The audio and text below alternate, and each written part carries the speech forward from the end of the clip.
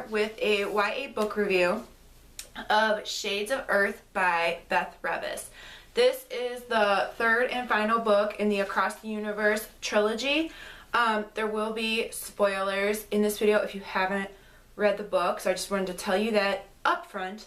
So basically, this book picks up once Amy and Elder and the people of Godspeed who decided to go to Centauri Earth once they land. And it's about how first the Frozens start to wake up. You know, Amy kind of initiates that, and that creates a lot of tension between what Amy's dad, Colonel Martin, calls the Shipborns and the Earthborns. And to be honest, like, there were a lot of characters in this book that I just didn't like, besides Elder. So Colonel Martin is very like, I'm the military, I follow the military's orders. And he's very black and white. He doesn't like that Amy has this relationship with Elder. He kind of starts pushing her toward this guy, Chris, who is super suspicious and shady, and there's like little pieces of that leading up to something that happens later in the story. And, you know, and Chris obviously likes Amy, and, you know, I've done love triangles in my own books, in the Lucia Chronicles, but like, there's something about this particular character, like, you don't, well, at least I didn't, you don't like him. So it's different if there's a love triangle and you like the characters. For example, in, you know, Shadow and Bone and stuff, you like the Darkling. Well, at least a lot of people do. And you like Mal, and you like Nikolai, and you like these characters, and you can kind of see Alina with any of them. And in this, like, I only want Amy to be with Elder. And really, Elder's probably the only character that I liked consistently throughout all three books. And, you know, I don't know, like, a lot of this book had to do with, you know, first it's the Shipborns versus the Earthborns. And then there's, like, these Taros that are attacking people, and they're trying to figure out, like, the environment, and then they realize that there's evidence of a first colony, and it's just, so it changes from Shipborns to Earthborns when they realize they have to unite because they're being attacked by these aliens.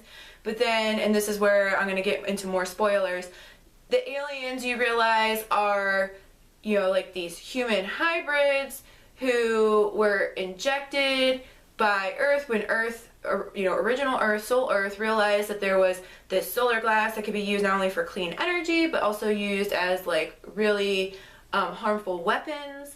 And so they start injecting the Fidus that's been mentioned, you know, that was used on the ship in Godspeed, that's been mentioned in the other books. They start injecting that into these humans in this in the colony to make them slave labor.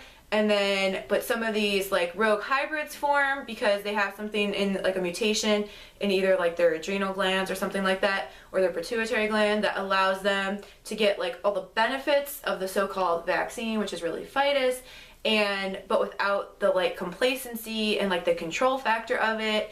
And so, like, they hate the FRX, which is, like, this international, you know, group on Earth that, like, funded all of this, like, space exploration.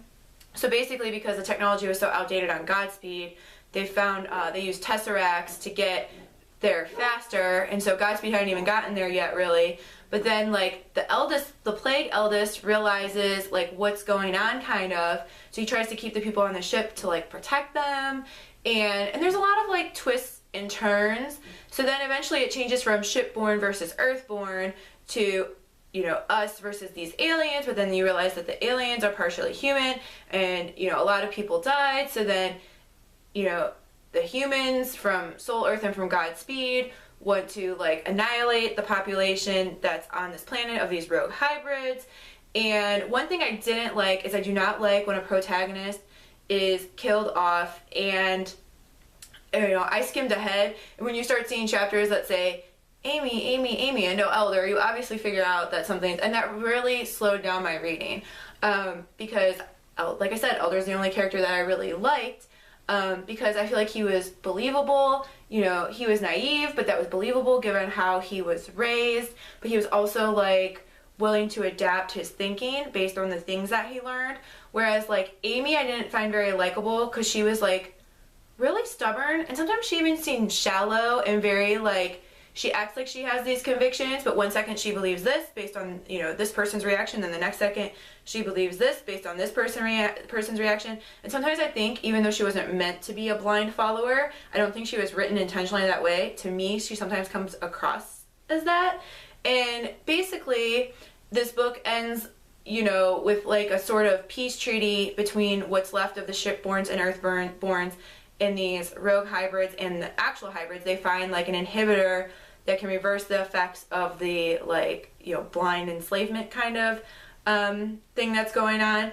And, you know, they decide that they can coexist on this planet together, but neither of them trust each other. So I'm not sure how long this peace treaty is really going to last. You know, it turns out that the love interest her father was pushing her toward is one of the rogue hybrids, and Amy actually comes to hate him, which is fine by me because I never found him likable. I found him very shady, just in general. And then, you know, so like I don't know, like I don't know what I think. Like, this book took me about a week and a half, I think, to read, and like that's kind of long for me. If I like a book, I can read it much faster. Once I saw, like, I have this horrible habit of skimming. It's usually because I need to find a good place to end, or if something is giving me anxiety, I skim ahead. And once I saw that, like, Elder's chapters ended, I really slowed down. I will say the one saving grace of this book is, like, in the last 2 pages, it's revealed that Elder survived.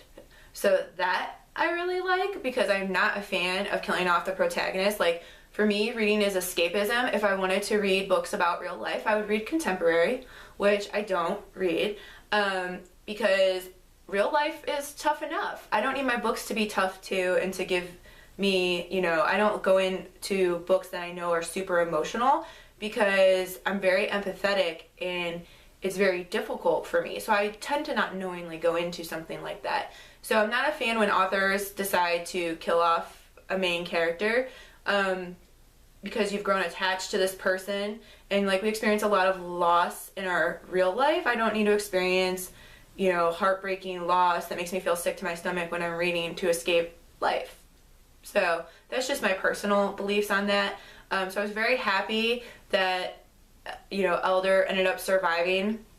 You know, I don't know. Like, I know that this book was really popular, and it came to me very highly recommended by people who I trust and who I often share similar tastes in books with, but I just didn't really love this series. I don't know if that's because I went in having too high of expectations, but it's like one second I really liked what was happening, and then the next second I was like frustrated with what was happening, and then I really liked what was happening, and then I was frustrated with what was happening. And I kind of felt that way throughout the entire series, and I really can't pinpoint exactly why. I was looking at other reviews on Goodreads, and I don't know if that's because the characters, you know, I'm obviously an older YA reader, and I don't know if it's because the characters seemed too immature. I did see some people point out that even though there's alternating perspectives throughout the series between Amy and Elder, that sometimes their voices seem too similar, and I did find, you know, that to be true. I just feel like the most believable, consistent character whose actions I could actually understand throughout the entire series was Elder, and he was my favorite. So like I said, I was really angry and frustrated when I saw that his chapters ended, but like I said, in the last couple pages, I was happy to see that he survived. So that kind of bumped the series up, like at least this book up like a little bit from where I was going. So I was probably aiming toward like 3.5, but because that made me feel happy, and it actually kind of made me feel a little teary-eyed, and I didn't actually cry at the reunion between Amy and Elder, I will say that this kind of bumps it up to 3.75. And for overall, you know, I'll bump that to 4 stars probably on Goodreads, because you can't do halves. But overall, like, this series is like a 3.75 series for me. Like, I liked it. It was okay.